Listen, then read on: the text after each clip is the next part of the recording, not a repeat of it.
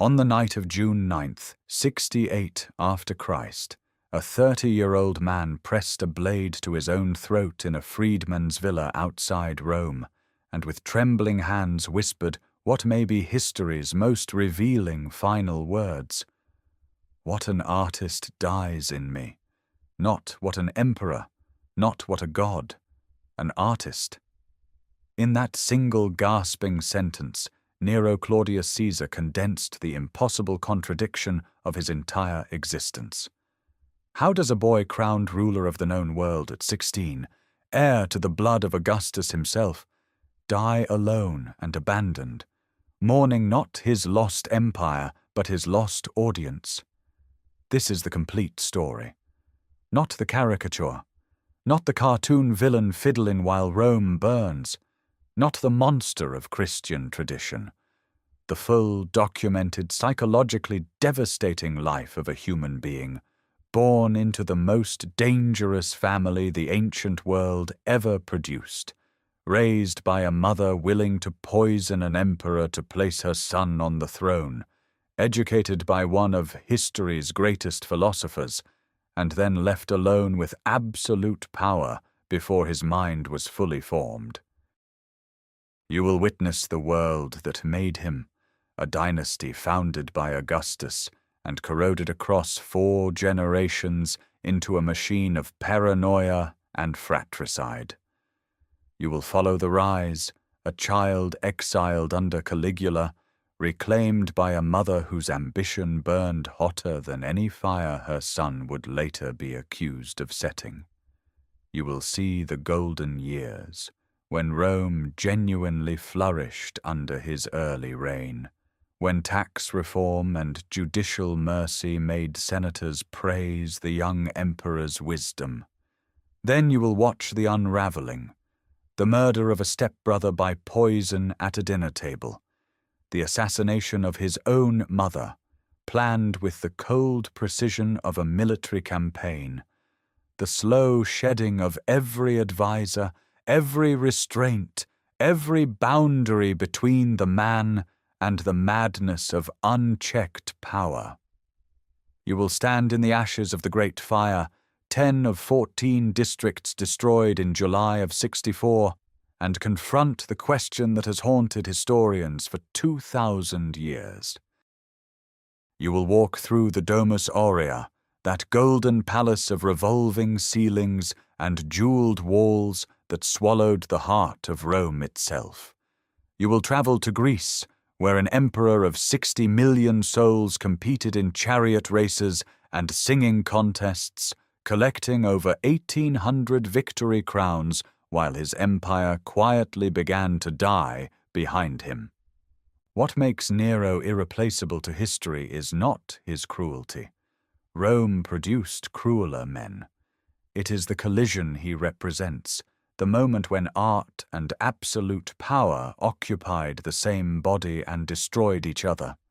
He built architectural wonders that revolutionized Roman engineering.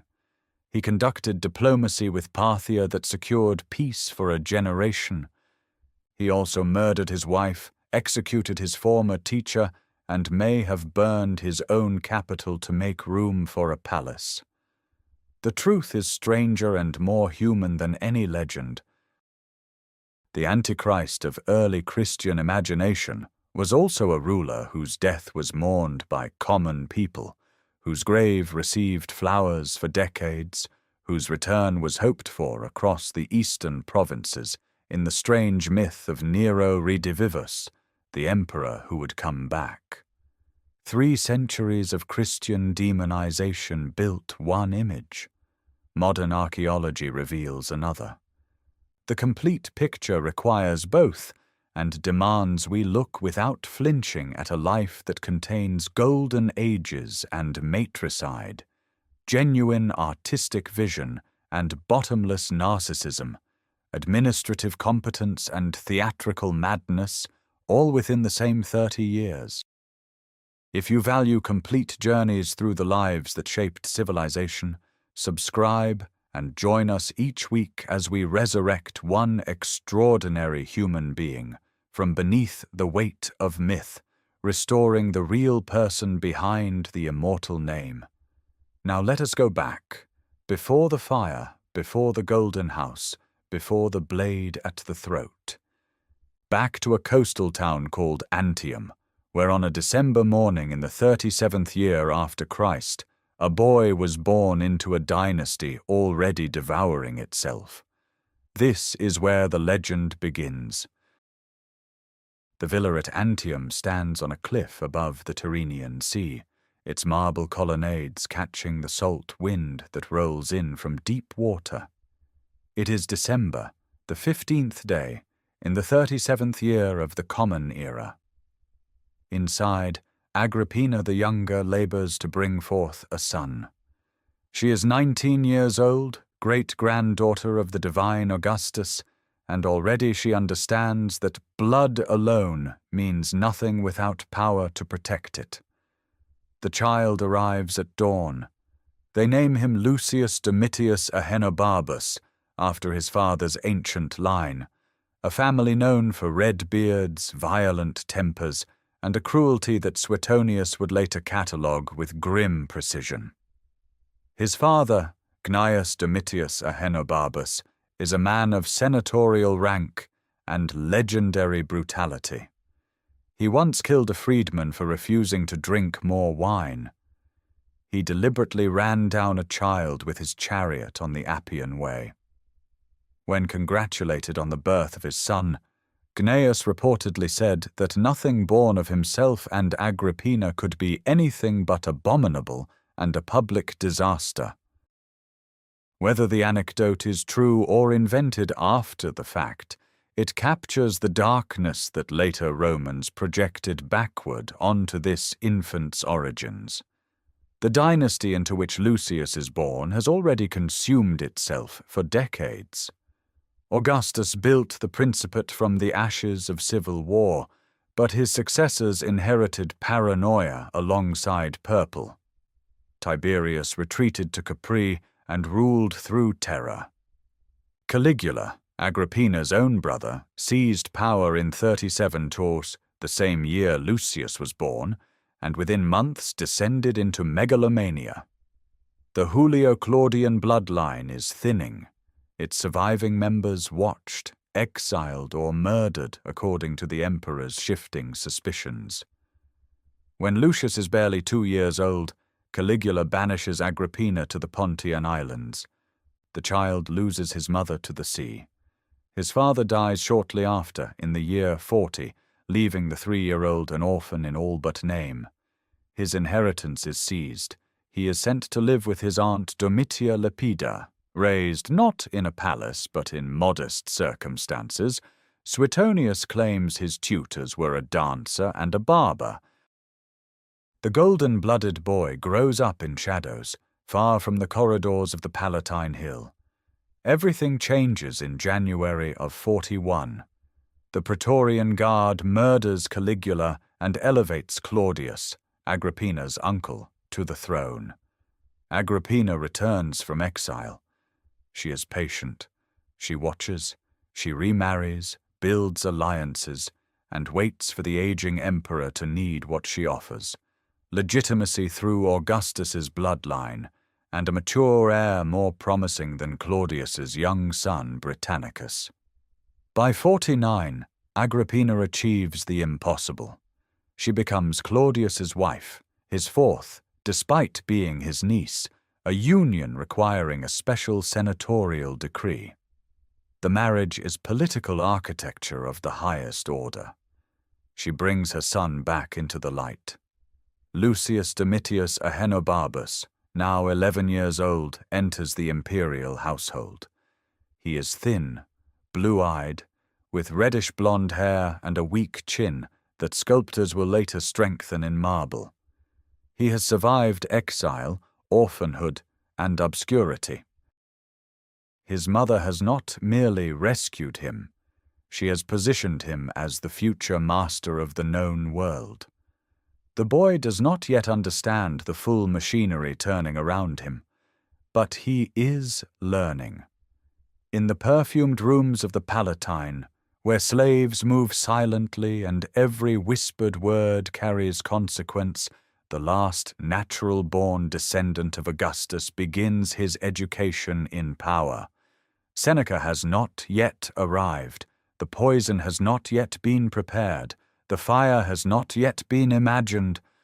All of that waits in the years ahead, coiled in the future like a serpent in summer grass. For now there is only a boy, his mother's fierce ambition, and the weight of a bloodline that has already destroyed everyone it touched. Agrippina moves with the precision of a general who has studied every approach to the citadel. In the year 49, she becomes the wife of Emperor Claudius, her own uncle, after the Senate passes special legislation permitting the union. She is 33 years old, beautiful in the severe Roman fashion, and possessed of a will that contemporaries describe with something between admiration and horror. The marriage is not romance, it is architecture. Every stone she lays points toward a single structure, her son upon the throne. Claudius is 58, physically awkward, intellectually formidable, politically vulnerable. He has survived the reigns of Tiberius and Caligula by appearing harmless. Now he governs an empire stretching from Britain to Syria, yet within his own household he cannot govern the ambitions circling him. His previous wife Messalina was executed for conspiracy just months before Agrippina entered his bed. He needs stability. Agrippina offers it, at a price he does not yet comprehend. Within a year, she achieves the critical stroke. In February of the year 50, Claudius formally adopts her son, who receives the name Nero Claudius Caesar Drusus Germanicus. The boy is 12. Claudius's biological son Britannicus is 9. By every precedent of Roman succession, the older adopted son now stands ahead. The legal instrument is simple. Its consequences will reshape the world. Seneca arrives, recalled from 8 years of exile on Corsica, banished there under Claudius himself on charges likely manufactured by Messalina. The philosopher becomes Nero's tutor at Agrippina's arrangement. He is the finest rhetorician of his generation, a Stoic whose philosophy coexists comfortably with enormous personal wealth. He teaches the boy to speak, to reason, to compose Latin prose with the elegance expected of a future ruler. But he also teaches something subtler, the performance of virtue, the art of appearing merciful, wise, restrained. These lessons will serve Nero brilliantly in his first years of power, and haunt him when the mask finally slips. The Palatine Hill in these years is a theatre of controlled surfaces. Agrippina accumulates honors no Roman woman has held before. She receives the title Augusta.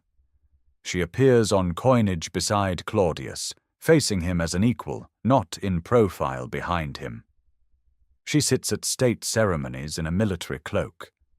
The Praetorian Guard's new prefect, Sextus Afranius Burrus, owes his appointment entirely to her patronage.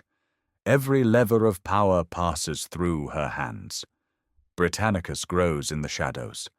Ancient sources note that servants begin addressing him by his childhood name rather than his imperial title, a deliberate diminishment orchestrated from above.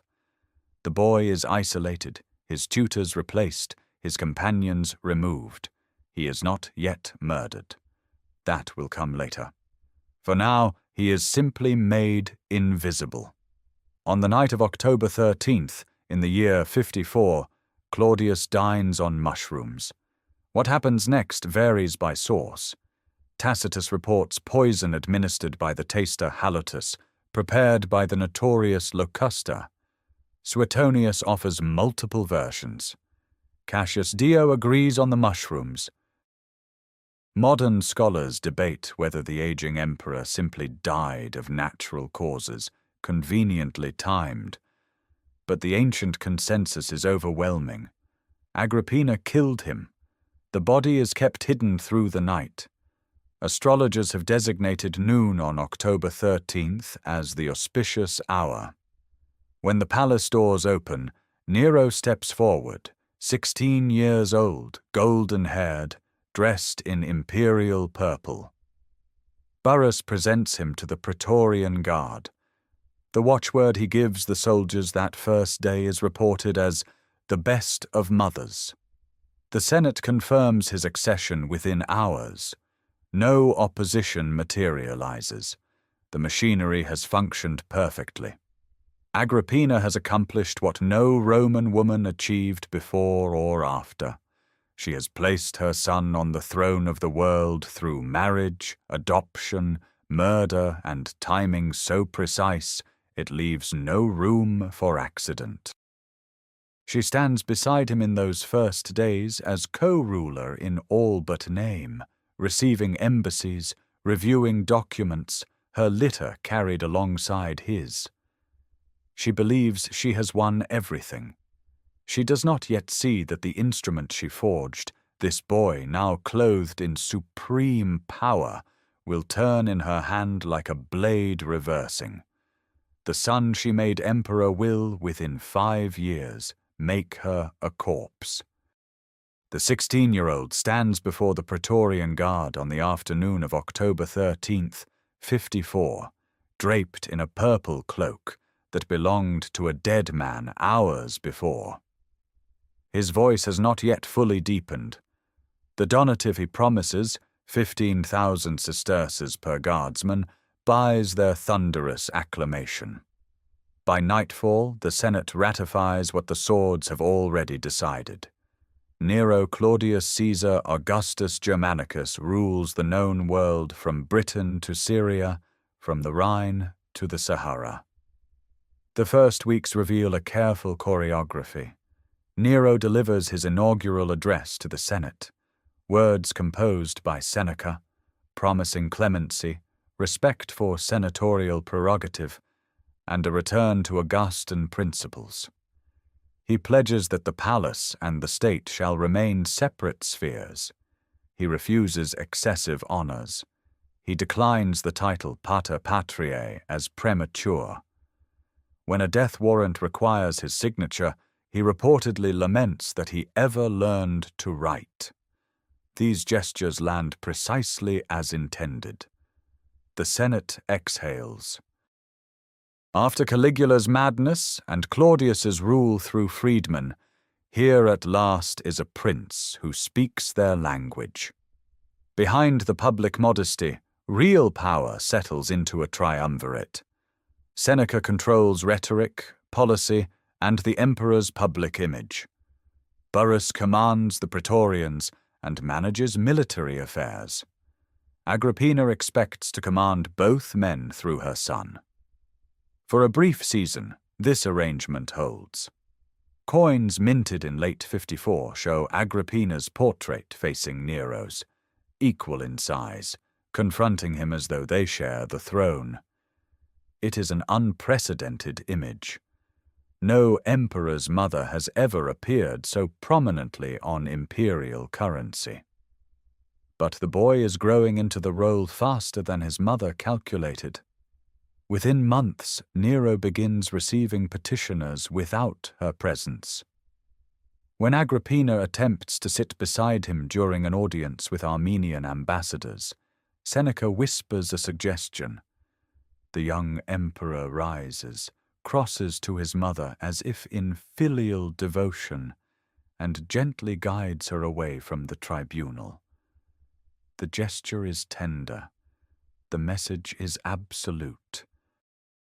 She will not sit where power is dispensed. Agrippina responds with the weapon she knows best. She begins cultivating Britannicus, Claudius's biological son, now 13, old enough to wear the toga virilis, old enough to serve as an alternative emperor. She lets it be known that the true heir of Claudius still lives. Whether she genuinely intends to replace Nero or merely to frighten him into obedience, the threat registers like a blade drawn in a dark room.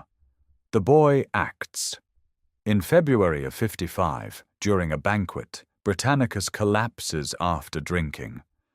Nero, reclining nearby, does not rise. He remarks that the boy suffers from epilepsy and will recover. Britannicus does not recover. He is dead within minutes. Tacitus records that his skin turns livid, a detail suggesting poison, though some modern scholars note that certain seizure deaths produce similar discoloration. Dio Cassius states plainly that Nero arranged the murder through a poisoner named Locusta, the same woman rumored to have supplied Agrippina's weapon against Claudius. The body is cremated that same night, in rain, without ceremony. Nero has already prepared the pyre, evidence, Tacitus notes, of premeditation. The Senate says nothing. Agrippina says nothing. The message has been received by everyone who needed to hear it. This emperor, however young, however soft his voice when he sings at private gatherings, will kill to hold what he possesses. Yet the public face remains golden. Tax relief flows to provinces struck by disaster. The treasury operates with transparency unknown under Claudius's freedmen. Games and distributions keep the urban plebs content.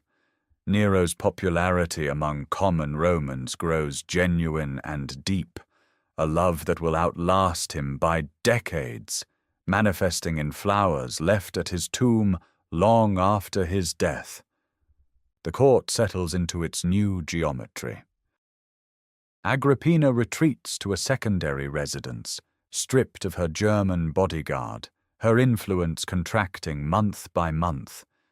Seneca and Burrus govern in practice while Nero learns the machinery of empire, and begins, in private hours, to pursue the passions that will define and destroy him.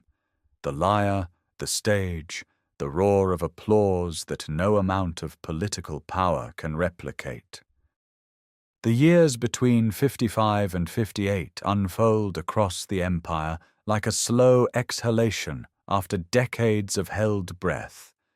The Senate reconvenes each session to find its prerogatives restored, not fully, not as in the Republic's memory, but enough that men speak freely without glancing towards the door. Seneca's hand guides the young emperor's edicts with philosophical precision. Taxation policy shifts toward equity. Publicani, the private tax collectors whose extortions had bled the provinces for generations, find their powers curtailed. Nero signs decrees requiring that all indirect taxes be publicly posted, their rates, their limits, their appeals processes carved into stone for any citizen to read. Tacitus, writing decades later with no love for Nero, concedes that these early measures earned genuine praise. Burrus holds the Praetorian Guard in iron discipline, ensuring that the military backbone of imperial power remains loyal without becoming predatory. The prefect's blunt Gallic practicality balances Seneca's Greek-inflected rhetoric. Together they form a governing dyad that allows Nero to reign without yet fully ruling, a young man learning statecraft by observing masters practice it in his name. The arrangement suits everyone. Senators recover dignity, provinces experience relief. The emperor enjoys the adulation that flows from good governance without bearing its full weight. In the courts, clemency becomes policy rather than accident. Capital cases receive review. Nero reportedly expresses reluctance when asked to sign death warrants, a sentiment Seneca later immortalizes in his treatise on clemency, dedicated to the young emperor and presenting him as the embodiment of merciful sovereignty. Whether the sentiment is genuine or performed, matters less than its effect. Executions decline, and the terror that characterized Claudius's later years recedes like floodwater from the Forum. Rome itself transforms physically. Nero funds the construction of a new gymnasium and public baths in the Campus Martius, built in the Greek style, colonnaded, elegant, designed for leisure rather than mere function. The wooden amphitheatre he commissions near the Field of Mars hosts spectacles of unprecedented generosity. Grain distributions continue uninterrupted. The urban plebs, that volatile mass whose contentment or fury could shake dynasties, remains fed and entertained. Beyond Italy, the empire's frontiers hold steady. In Armenia, Roman diplomacy maneuvers against Parthian influence, a slow contest that will eventually require military resolution, but for now proceeds through envoys and client kings. In Britannia, governors push the frontier northward. The machinery of empire grinds forward without crisis, without catastrophe, the quiet competence that history rarely celebrates, but empires require to survive. Yet within the Palatine's private chambers, the young emperor already strains against his gilded constraints. He practices the cithara for hours, his voice trained by the finest instructors money and power can command. He writes verse not the amateur scribblings of a dilettante, but poetry that later critics acknowledge possesses genuine craft. He watches chariot races with the intensity of a man who longs to hold the reins himself. These passions remain private for now, confined to intimate performances before trusted companions. Seneca tolerates them as youthful diversions. Burrus looks away. The quinquennium's golden reputation will endure for centuries. Emperor Trajan himself, ruling 50 years later, reportedly declares that no period of Roman governance surpassed Nero's first 5 years. The statement survives through later sources and carries the weight of imperial authority, endorsing what seems impossible, that Rome's most infamous ruler once governed with wisdom approaching excellence. The contradiction defines everything that follows. The golden years are real. The darkness gathering behind them is equally real. Both truths coexist in the same young man practicing his scales in a torchlit room, while an empire of 60 million souls prospers under his name. The relationship between mother and son has been deteriorating since the first months of the reign. Agrippina, who placed Nero on the throne, expects to rule through him, to sit behind the curtain at audiences, to receive ambassadors, to shape policy as she shaped the boy. But the boy is no longer a boy. He is 21 in the year 59, and the advisors she chose for him have become her rivals. Seneca and Burrus have spent 5 years carefully loosening her grip, redirecting imperial authority toward the Senate and toward themselves. Agrippina responds with threats. Ancient sources record her reminding Nero that Britannicus is dead, but that Claudius had other descendants, that she made an emperor once and could unmake one. The trigger, according to Tacitus, involves Nero's mistress Poppaea Sabina, who mocks him as a puppet still controlled by his mother. Whether this detail is historical or literary embellishment, the political reality is clear. Agrippina represents an alternative center of power that Nero can no longer tolerate. She has been removed from the palace, stripped of her guard, but she remains dangerous, a woman of imperial blood with connections throughout the military establishment. The murder is planned with elaborate care.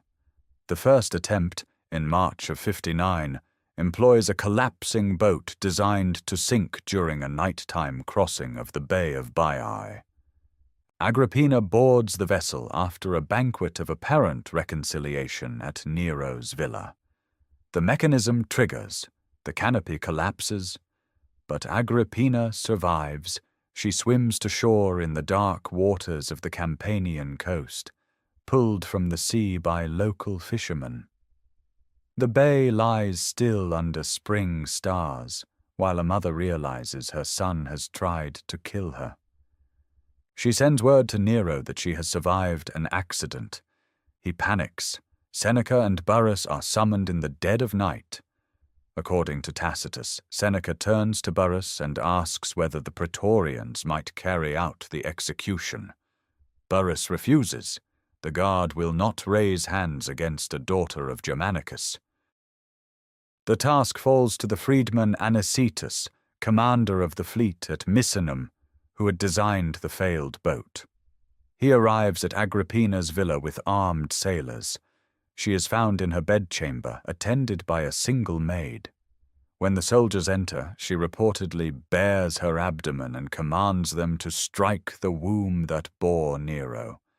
The detail survives in multiple sources and carries the terrible poetry of a woman who understood exactly what her death meant.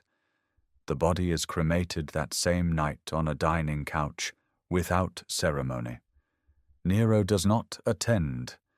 He remains at Baiae, and ancient writers describe him viewing his mother's corpse and commenting on her beauty, though Tacitus himself marks this as uncertain, a rumor he neither confirms nor denies.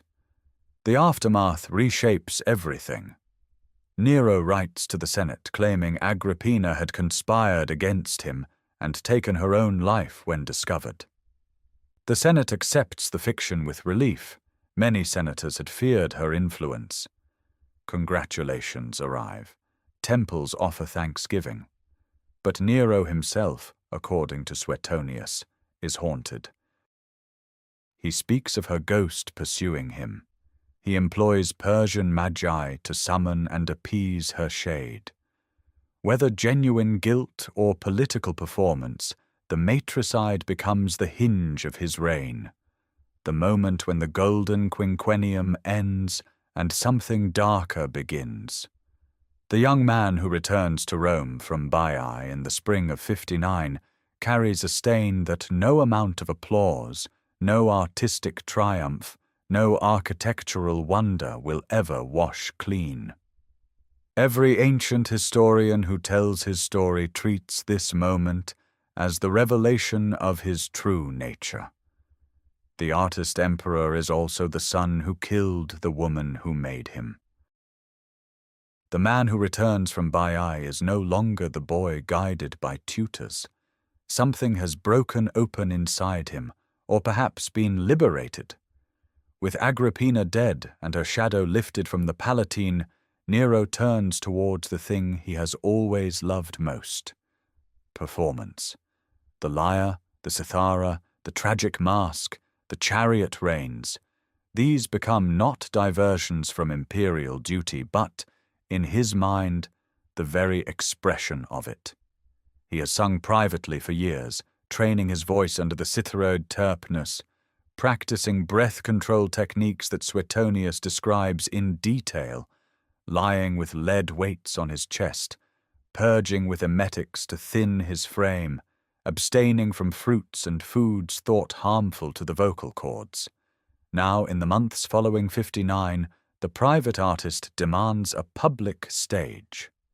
He establishes the Juvenalia in 60, games ostensibly celebrating the first shaving of his beard, a coming-of-age ritual.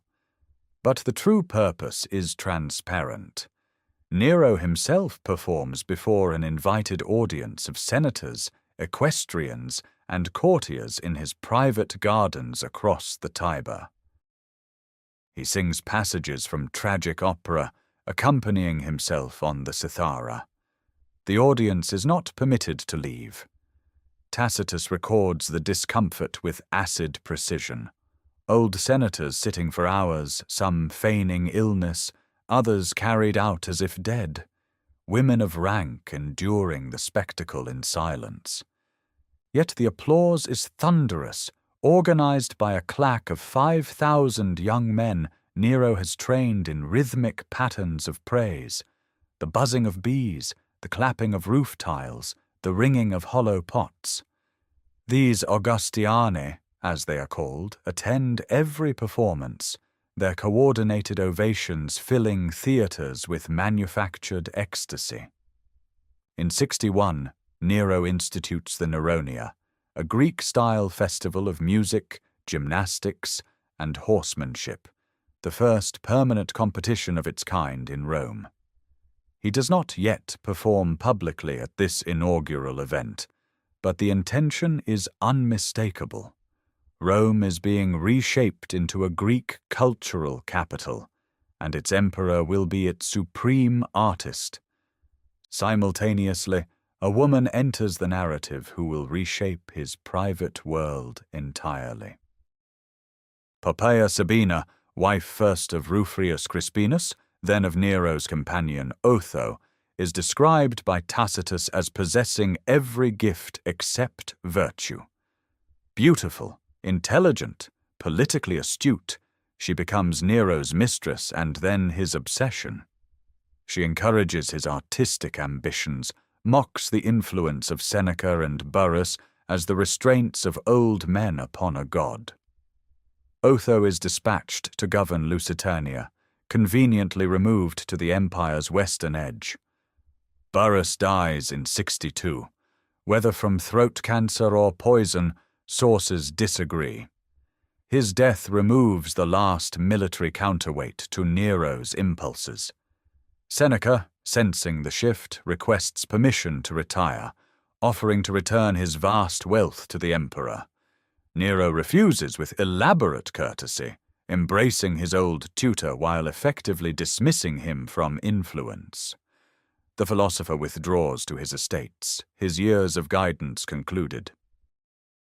In Burrus's place rise two Praetorian prefects, the most significant being Ophonius Tigellinus, a man Tacitus despises, describing him as a creature of vice who understands Nero's darkest desires and serves them without scruple. The advisory structure that once moderated imperial power dissolves. Nero divorces Octavia, Claudius's daughter, on grounds of barrenness, then exiles her. Within weeks she is dead, executed on false charges of adultery, her severed head brought to Poppaea as proof. The emperor now inhabits a world entirely of his own construction.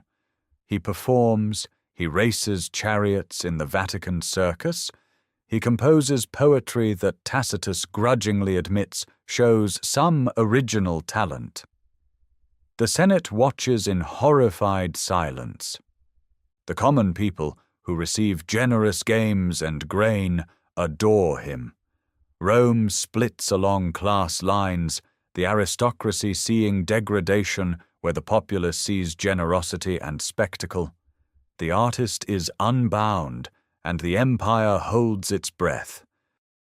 The court that emerges in 62 is a thing remade. Ophonius Tigellinus, the new Praetorian prefect, understands power not as philosophy, but as appetite, and he feeds the emperor's appetites with the devotion of a man whose survival depends entirely on imperial favor. Where Burrus had been a soldier, blunt and incorruptible, Tigellinus is a former horse breeder from Sicily who rose through charm, cunning, and an instinct for the desires others dare not name.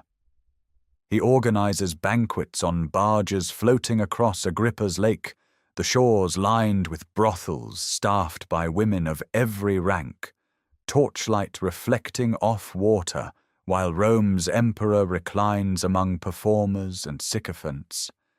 Tacitus describes these nights with barely contained disgust, spectacles where every vice found its practitioner, where the boundary between emperor and entertainer dissolved entirely. Poppaea Sabina now reigns as empress. Beautiful, intelligent, and ruthless in the accounts that survive, she had waited years for this position, enduring a marriage to Otho, Nero's own companion, before drawing the emperor's obsession toward herself. She bears Nero a daughter, Claudia, in January of 63. The city celebrates, temples receive offerings, the infant is granted the title Augusta. Then, 4 months later, the child dies. The grief is genuine and terrible. Nero deifies his daughter, an infant goddess, her brief life commemorated in coin and inscription. Poppeia's influence over the emperor only deepens in the aftermath of shared loss. The theatrical reign accelerates. Nero establishes the Neronia, a Greek-style festival of music, poetry, and athletics, repeated on a 5-year cycle. He performs publicly at the second celebration in 65, but already by 63 he sings before invited audiences in Naples, choosing that Greek-founded city as safer ground than Rome itself for his debut. An earthquake shakes the theatre during one performance. Nero finishes his song before allowing evacuation. The sources present this as vanity. It may equally be understood as an artist's compulsion carried to its extreme. The Senate endures. Senators attend performances where protocol forbids departure before the emperor finishes. Guards watch the audience for signs of inattention. Men feign death to be carried out. Others climb walls at the rear. The degradation is deliberate. Nero forces the aristocracy to witness and applaud what they consider shameful, binding them in complicity. Every senator who claps becomes an accomplice to the dissolution of old Roman dignitas. Meanwhile, the empire functions. Corbulo campaigns successfully in Armenia, securing a diplomatic settlement that will endure for 50 years. Grain ships arrive from Egypt. Aqueducts carry water. Provincial governors administer justice. The machinery of empire does not require a philosopher king at its center. It requires only that no one disrupt its mechanisms. Nero disrupts nothing beyond senatorial pride. The provinces barely notice their emperor's artistic obsessions. Tax collection continues. Roads are maintained. Legions drill. But Rome itself transforms into a stage. The emperor races chariots publicly by 63, no longer content with private circuits. He appears in theatrical costume. He sings the roles of heroes and madmen. Orestes the matricide, Oedipus blinded, Hercules in chains. The choice of roles is not lost on observers. A man who murdered his mother now performs matricide before thousands, transmuting guilt into art, or perhaps confessing through the only language he trusts. Tigellinus ensures no opposition survives. Informers multiply. Treason trials resume, not with Claudius's chaotic frequency, but with surgical precision against anyone who might become a rallying point. The wealthy find their estates coveted.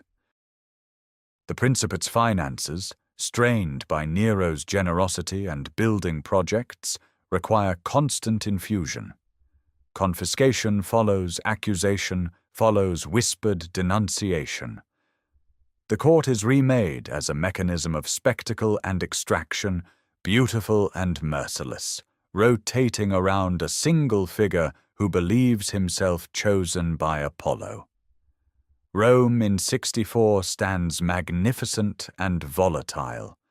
14 districts of timber, marble, and 1 million souls waiting for a spark.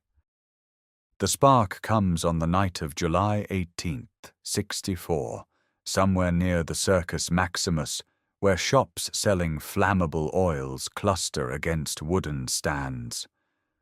Wind carries embers upward into a summer sky already white with heat. Within hours, the fire leaps from the valley between the Palatine and Aventine hills into the dense warrens of the Subura.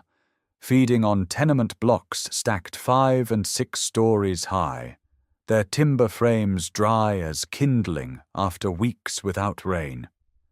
Nero is at Antium, 35 miles distant, when messengers arrive.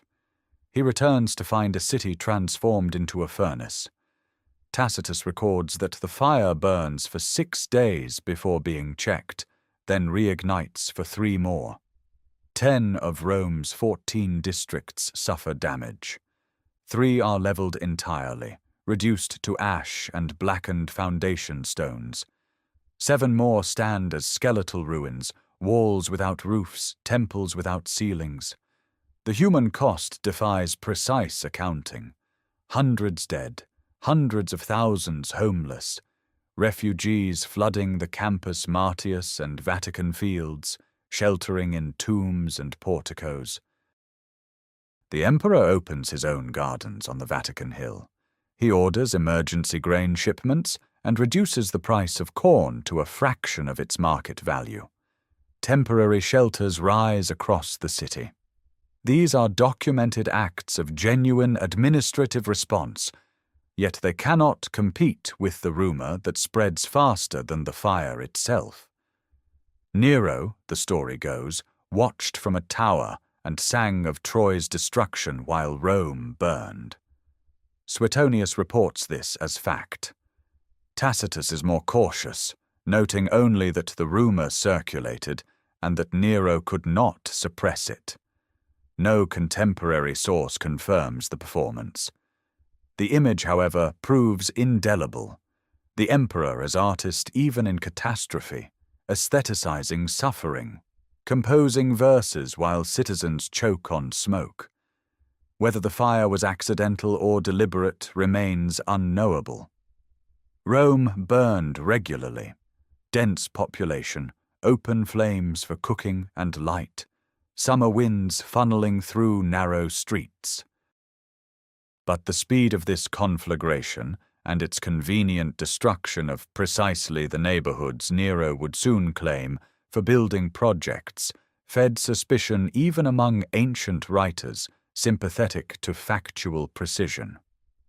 Nero's response to the rumor is to deflect blame onto a small, despised sect. The Christians of Rome, a community perhaps numbering in the low thousands, already viewed with suspicion for their secretive rituals and refusal to honor traditional gods, become scapegoats.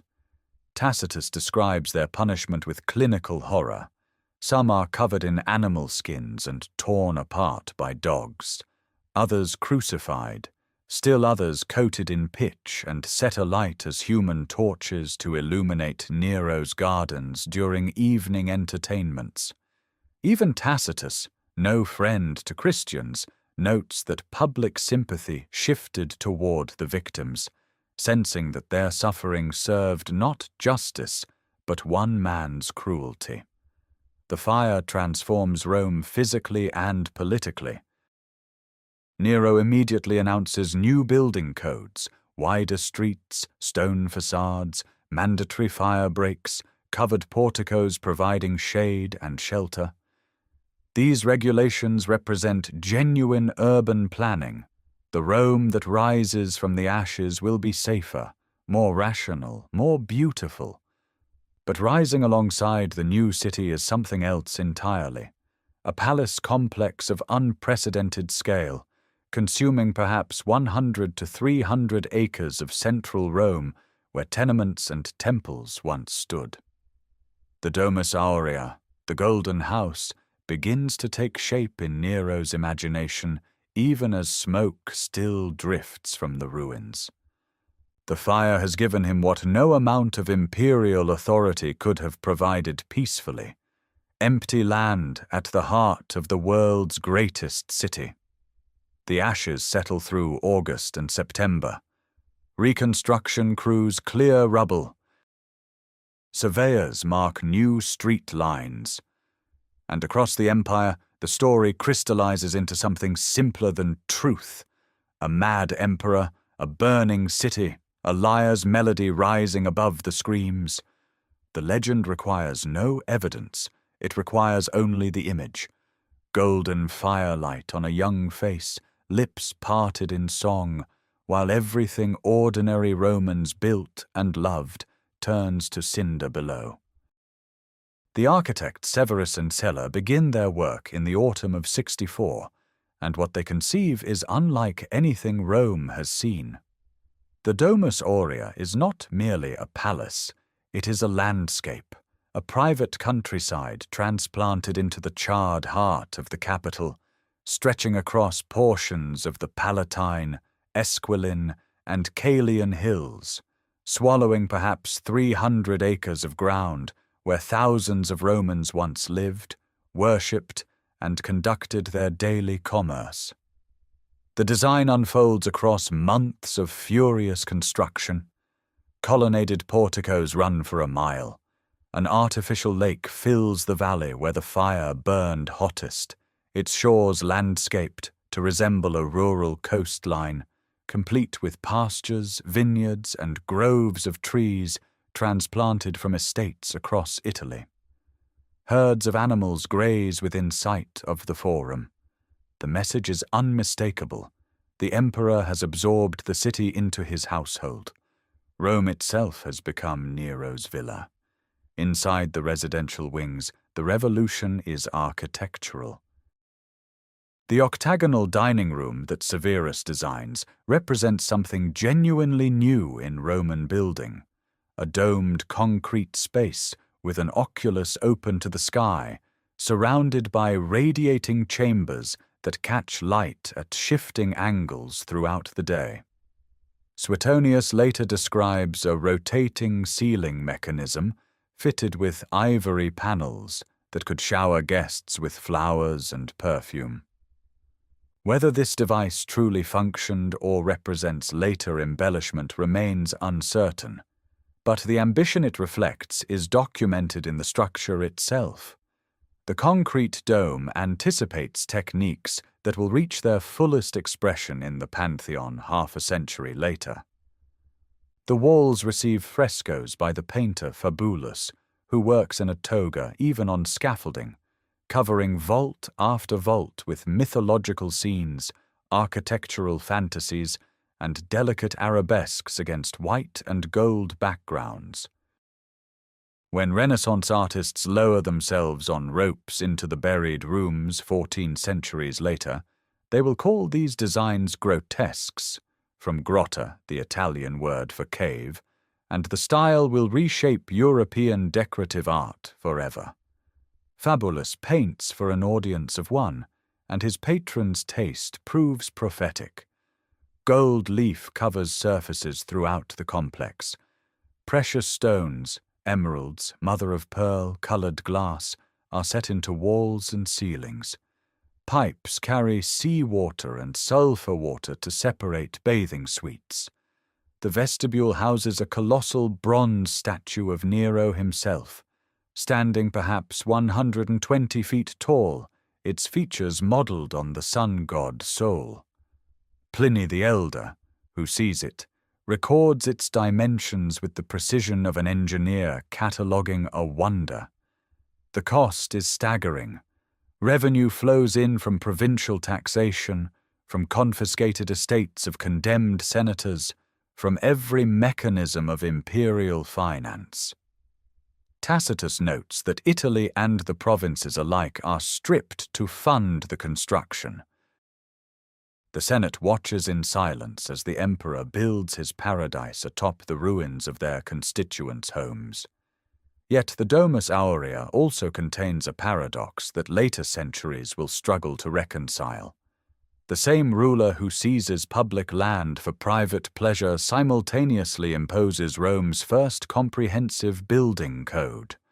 New construction must use fireproof stone. Streets are widened. Buildings are limited in height. Covered porticos provide fire breaks and shade. Water access points multiply throughout the rebuilt districts. The city that rises around the Golden House is genuinely safer, better planned, more rational than the cramped wooden labyrinth that burned. Nero the urban planner and Nero the megalomaniac coexist within the same building program. When Nero first enters the completed wings, Suetonius records his only documented reaction to the palace. He declares that he can at last begin to live like a human being. The remark reveals everything about the distance between emperor and empire. What feels to him like finally inhabiting a space worthy of his nature feels to Rome like dispossession. A man who has mistaken an entire city for his private garden. The Golden House gleams on its hills through 65, magnificent and resented, a monument to genius and to the particular blindness that power breeds when no one remains who dares to say no. The conspiracy gestates in the winter of 64 and the spring of 65, growing in the shadows of the Golden House itself. Gaius Calpurnius Piso is its nominal head, a wealthy senator of distinguished lineage, handsome, eloquent, generous with his fortune, and possessed of exactly the kind of aristocratic charm that makes men imagine him wearing purple. Around him coalesce senators, equestrians, military officers, and even members of the Praetorian Guard, bound together not by shared ideology, but by shared revulsion. Some despise the artist emperor's theatrical degradation of Roman dignity. Others fear Tigellinus and the informers who multiply like flies around the court. A few simply calculate that Nero's recklessness will eventually destroy them all. Tacitus names at least 19 conspirators, though the true number likely exceeds this. The plot is ambitious in scope, but amateurish in execution. The chosen date is the Festival of Ceres in April of 65, when Nero will attend the games at the Circus Maximus. A tribune of the Praetorian Guard, Sobrius Flavus, reportedly offers to strike the blow himself.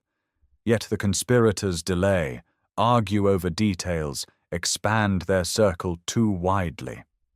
A freedwoman named Epicharis, privy to the scheme, attempts to recruit a naval officer at Misenum. He refuses and reports her. Under torture, she reveals nothing, biting through her own tongue, according to Tacitus, rather than betray the names. Her silence buys the conspirators hours, not salvation. On the eve of the planned assassination, a conspirator named Milicus loses his nerve and informs. The unraveling is swift and merciless. Arrests cascade through Rome. Under interrogation, some conspirators name others with terrible eagerness. Lucan the poet, Nero's former literary companion, reportedly names his own mother in his desperation. The purge radiates outward from the original circle, consuming anyone whose loyalty seems questionable. Seneca's name surfaces. Whether through genuine involvement or convenient accusation remains debated by ancient sources themselves. Tacitus suggests the philosopher knew of the plot without actively joining it, a distinction that means nothing to a frightened emperor. The order reaches Seneca at his villa outside Rome. He is to open his veins. The old Stoic receives the sentence with the composure his philosophy demands. He cuts his arms, then his legs, but his aged body surrenders blood slowly.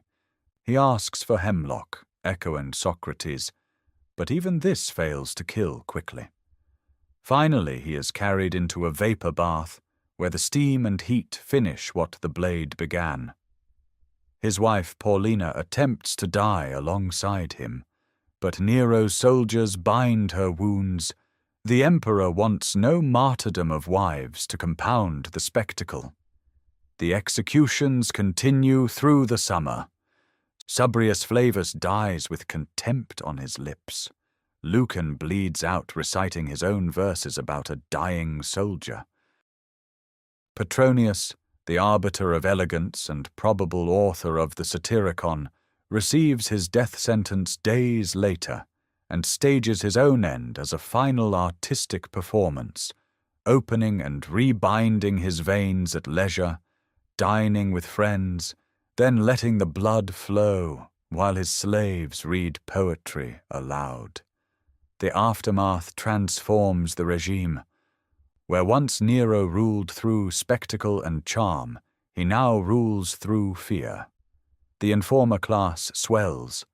Senators approach the Palatine with the careful deference of men who understand that survival depends on perfect invisibility. The treason trials multiply. Confiscated estates pour wealth into the treasury depleted by the Golden House and the fire's Reconstruction. Nero rewards the loyal Praetorians with bonuses and land grants, binding them closer with gold. Yet something has shifted in the emperor himself. The plot confirms what matricide first whispered, that he is surrounded by enemies wearing the masks of friends. Trust, already scarce, becomes impossible. The man who once sought applause now seeks only safety and finds it nowhere. Rome's elite have shown him their hatred, and he will not forget. The golden quinquennium is now a decade past, buried beneath ash and blood, and the emperor who emerges from the Pisonian purge is harder, more isolated, more dangerous, and paradoxically more vulnerable than ever before. In the autumn of 66, Nero does what no emperor before him has dared. He leaves Rome, not for war, not for provincial inspection, but for art. He crosses the Adriatic to Greece, the motherland of every muse he worships, and for the next 15 months he will live not as a conqueror, but as a competitor. The freedman Helius remains behind to govern in his absence, armed with authority to execute and exile. Rome can manage itself. Greece is calling. The tour is unprecedented in scale and ambition. Nero enters himself in every major athletic and artistic festival: the Olympic Games, the Pythian Games at Delphi, the Isthmian Games near Corinth, the Nemean Games. The Greeks, understanding both the honor and the danger of hosting an emperor who wishes to perform, rearrange their sacred calendars. The Olympics, held every 4 years since time beyond memory, are shifted to accommodate his visit. Events that never existed in the traditional program, tragic acting, lyre playing to sung verse, appear suddenly in the competition lists. The judges understand what is expected. He competes in the chariot race at Olympia driving a 10-horse team, falls from the vehicle during the course, fails to finish, and is nonetheless awarded the victory crown. Suetonius records this with acid precision. Dio Cassius counts the total: 1,808 wreaths of victory accumulated across every festival circuit. The number is staggering, absurd, and entirely real, each crown formally awarded by Greek judges who dare not deny the man who commands 30 legions. Yet to dismiss the Greek tour as mere farce misses something essential. Nero performs with genuine passion. He observes the rules of competition, standing when the judges stand, awaiting their verdict with visible anxiety, refusing to clear his throat or wipe sweat during performances because these acts would disqualify a contestant. Suetonius, hostile as he is, admits the emperor's nervousness was authentic. Here is a man who genuinely craves artistic validation, who wants to believe the crowns are earned, even as his power makes honest judgment impossible. Between competitions, he conceives a project worthy of a god. At the Isthmus of Corinth, where merchants have dragged ships overland for centuries, Nero orders the cutting of a canal.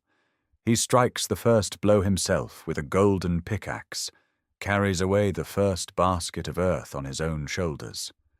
6,000 Jewish prisoners from the recently erupted Judean revolt provide the labor force.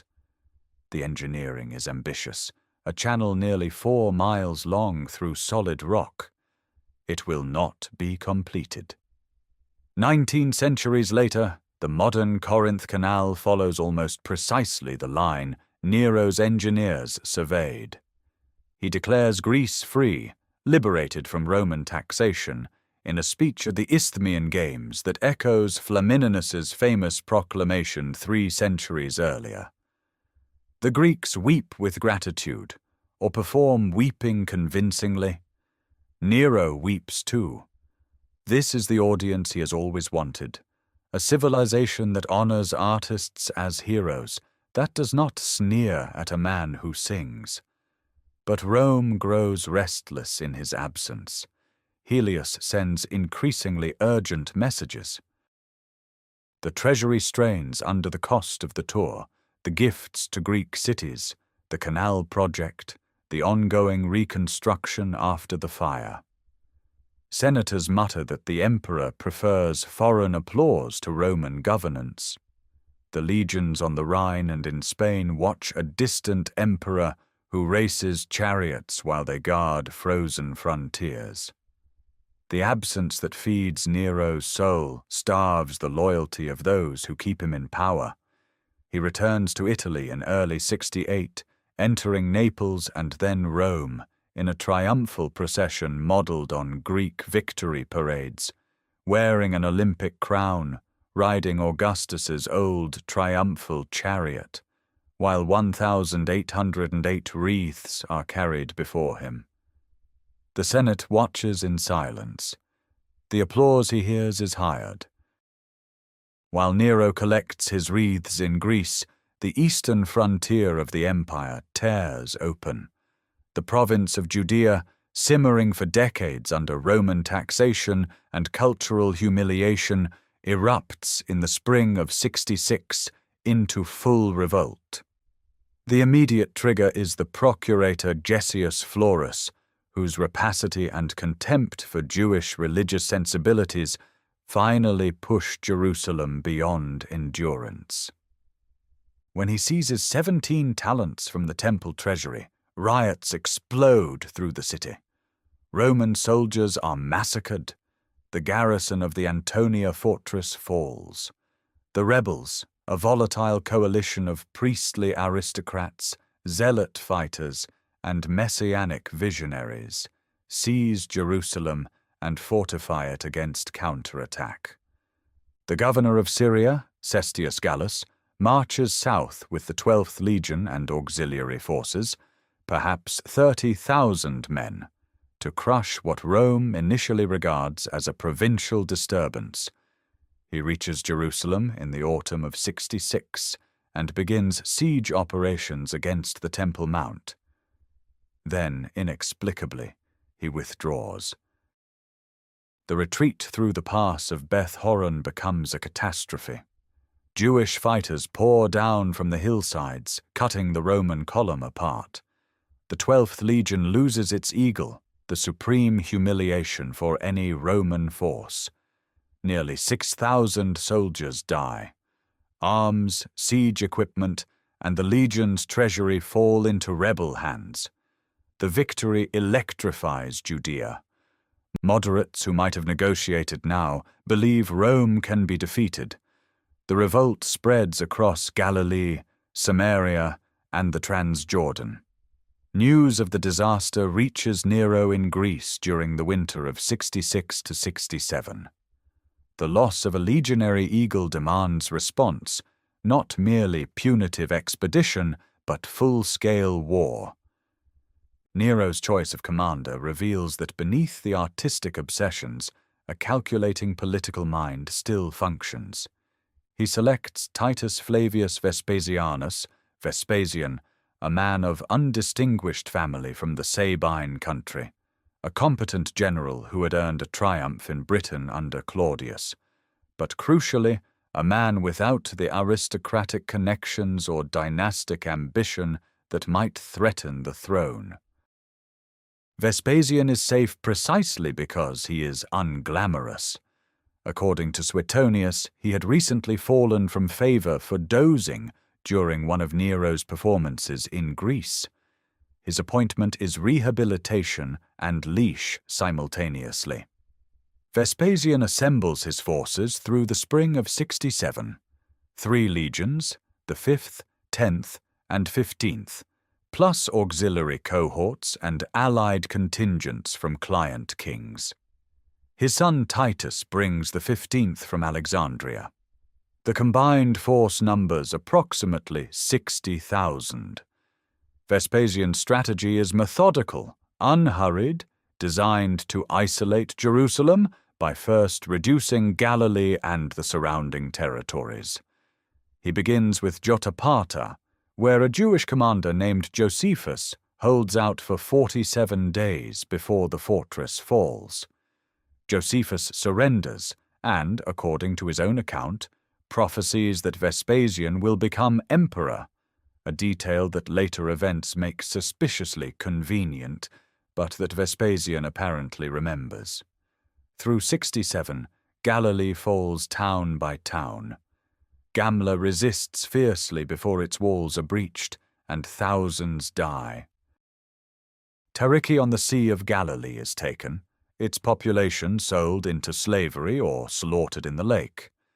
Vespasian's campaign is systematic destruction, burning granaries, demolishing walls, dispersing populations, ensuring that no Galilean force can threaten his supply lines when he eventually turns south toward Jerusalem. By winter of 67, the north is pacified. Vespasian pauses, watching Rome as much as Judea. The general waits in Caesarea through the early months of 68, consolidating, letting the Jewish factions in Jerusalem tear each other apart in civil war. He is patient. He has learned something in Nero's court, that emperors fall, and that the man with legions and patience inherits what ambition destroys. Nero returns from Greece in the early months of 68, carrying 1,708 victory crowns, entering Rome through a breach cut in the city wall, the traditional honor for a victorious charioteer, not an emperor. He rides the triumphal chariot of Augustus through streets lined with flowers and incense, wearing the Olympic victor's wreath of wild olive. The Senate watches in cold silence. The legions along the Rhine and Danube hear reports of their emperor singing on foreign stages while they freeze in frontier garrisons. The disconnect between Nero's self-image and the empire's reality has become an abyss. The first crack appears in Gaul. Gaius Julius Vindex, governor of Gallia Lugdunensis and himself of Gallic royal descent, raises revolt in March of 68. His grievance is not purely personal ambition. He commands no legions, only auxiliary forces and Gallic tribal levies. Vindex frames his rebellion as liberation from tyranny, appealing not to military power, but to senatorial and provincial disgust. He writes to Servius Sulpicius Galba, the 71-year-old governor of Hispania Tarraconensis, urging him to present himself as an alternative emperor. Galba, a patrician of impeccable lineage and decades of military service, hesitates, then accepts, declaring himself legate of the Senate and Roman people rather than claiming the purple outright. Nero's initial response is strange, almost detached. According to Suetonius, he receives the news of Vindex's revolt while dining and shows little concern for several days, issuing no orders, summoning no generals. What disturbs him most, the sources claim, is that Vindex called him a bad lyre player. The narcissism that once charmed audiences now blinds him to mortal danger. When he finally acts, he sends Lucius Virginius Rufus, commander of the Rhine legions, against Vindex. At Vesontio in May of 68, Rufus's disciplined legionaries crush the Gallic levies. Vindex dies by his own hand, the sources say. The revolt appears finished, but the disease has spread beyond one province. Galba continues his march from Spain. Lucius Clodius Macer, governor of Africa, withholds the grain shipments that feed Rome's populace. In Rome itself, the Praetorian Guard, the only military force in the capital, grows restless. Their prefect Gaius Nymphidius Sabinus begins secret negotiations, promising each guardsman a donative of 30,000 sesterces if they transfer allegiance to Galba. The sum is enormous, perhaps unpayable, but the promise is enough. Nero's court empties around him like water draining from a cracked vessel. Freedmen who managed his household slip away in the night. Senators who once applauded his performances avoid the Palatine. The emperor drafts wild plans to flee to Egypt, to throw himself on the mercy of the Parthians, to appear before the rebellious legions and weep until they relent. He orders poison prepared in a golden box. He considers and abandons each scheme in turn, paralyzed between theatrical fantasy and genuine terror. The critical defection comes from the Praetorians. Nymphidius Sabinus convinces the guard that Nero has already fled. On the night of June 8th, the cohorts on duty at the Palatine abandon their posts. Nero wakes in an empty palace, no guards at the doors, no servants in the corridors. He wanders through rooms stripped of their furnishings, calling names into silence. The golden walls of the Domus Aurea surround a man utterly alone. The Senate, emboldened by the guards' betrayal, convenes before dawn on June 9th and declares Nero a public enemy, hostis publicus, condemning him to execution in the ancient manner, stripped naked, head fixed in a wooden fork, beaten to death with rods. The decree reaches Nero as he hides in the suburban villa of his freedman Phaon, 4 miles outside the city walls. The empire he inherited at 16, the stage he transformed into his personal theatre, the golden house he built over Rome's ashes, all of it dissolves in a single night. The man who commanded the known world cannot command a single guardsman to stand at his door. The villa of Phaon sits among gardens on the Via Nomentana, a modest suburban estate where freedmen retire to tend roses and count their modest fortunes. It is here, in the grey hours before full dawn on June 9th of 68, that the last Julio-Claudian emperor crouches in a cramped passage, listening to hoofbeats on the road outside. He has arrived in disguise. Barefoot, according to Suetonius, his face covered, wearing a faded cloak over a tunic stained with sweat and road dust.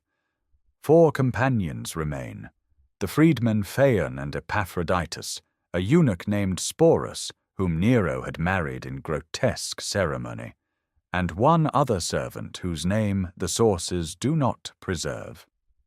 The journey from the Palatine has taken hours through the pre-dawn darkness, the emperor flinching at every sound, hiding his face when riders passed. Suetonius records that an earthquake shook the ground as they rode, and lightning split the sky. Details that may owe more to literary convention than meteorology, yet they capture the atmosphere of cosmic rupture that Romans would have felt appropriate. The man who built the Golden House enters Phaon's villa through a rear passage, crawling on hands and knees through a gap scratched in the wall to avoid being seen at the gate. Inside, he refuses to eat. He drinks warm water. He asks his companions to dig a grave in the garden, measured to his body's dimensions, and to gather fragments of marble for a lining. As they work, he weeps, repeating words that Suetonius preserves in Greek and Latin both. He laments that such an artist should perish, the phrase that history remembers, though whether he speaks it now or at the final moment varies between accounts. Cassius Dio places it at the instant of death. Suetonius distributes it across the entire scene, a refrain of self-pity and genuine artistic conviction intertwined beyond separation. Horsemen approach. The Senate's decree means capture will bring the ancient punishment, the fork, the rods, a death of public humiliation that no citizen has suffered in generations. Nero holds a dagger but cannot drive it home. He presses the blade against his throat, withdraws. He begs Epaphroditus or Sporus to show him how to die by example, then curses his own cowardice. The sounds outside grow closer. Hooves on packed earth, voices calling. It is Epaphroditus who steadies the blade or drives it deeper as Nero finally pushes the iron into his own throat. The wound is mortal but not instant. A centurion arrives, bursting through the door, and attempts to stanch the bleeding with his cloak, perhaps hoping to bring the emperor back alive for the Senate's judgment. Nero, eyes already glazing, whispers his last recorded words to this soldier. Too late, this is your loyalty. Then he dies. He is 30 years old, 6 months past his birthday, emperor for 13 years and 8 months. His mistresses Acte and Ecloge, along with his childhood nurse Alexandria, claim the body.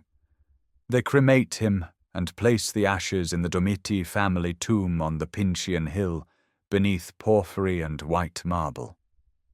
The funeral is quiet, almost private, no state honors for a declared public enemy. Yet flowers appear on the tomb. For years afterward, fresh garlands materialize in spring and summer, left by anonymous hands. Edicts are posted in the forum as though Nero still lives and will return shortly to punish his enemies. The body cools in a freedman's garden. The golden ceilings of the Domus Aurea stand empty across the city. Somewhere in the eastern provinces, the first rumors begin, whispered in marketplaces from Ephesus to Antioch, that Nero did not truly die, that he fled to Parthia, that he will return with armies at his back. The legend is already growing before the ashes are cold, feeding on the silence where an emperor's voice once filled every theater in the Greek world. Rome moves on to civil war. The dead man moves on to myth. Within a year of his death, 3 impostors rise in the eastern Mediterranean, each claiming to be Nero escaped. The first appears in 69 on an Aegean island, a freedman or slave who resembles the dead emperor enough to gather a following among sailors and deserters. Tacitus records that he plays the cithara and sings, the performance itself serving as proof of identity in a world where Nero's artistry was his most recognizable trait. Roman authorities crush this pretender quickly, but the phenomenon proves unkillable. A second false Nero emerges under Titus around 79, and a third under Domitian in 88, this last one gaining Parthian support serious enough to strain diplomatic relations between Rome and the Arsacid court. The Nero Redivivus legend, the belief that the dead emperor lives in hiding and will return with Eastern armies, persists for decades, perhaps centuries, feeding on provincial nostalgia for a ruler who lowered taxes in Greece and performed for common people rather than hoarding dignity behind palace walls. Christianity transforms the legend into prophecy. The Book of Revelation, composed in the 90s under Domitian, encodes Nero's name in the number 666, the Hebrew numerological value of Nero Caesar.